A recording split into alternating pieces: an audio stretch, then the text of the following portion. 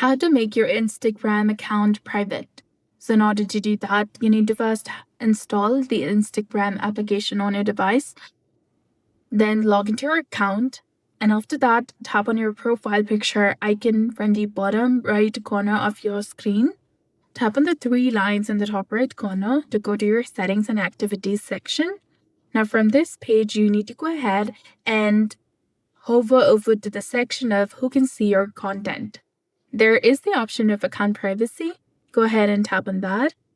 As my account is already private, you can see that the toggle is on. If you want to go ahead and switch your account to private as well, simply toggle this option. If not, toggle off this option.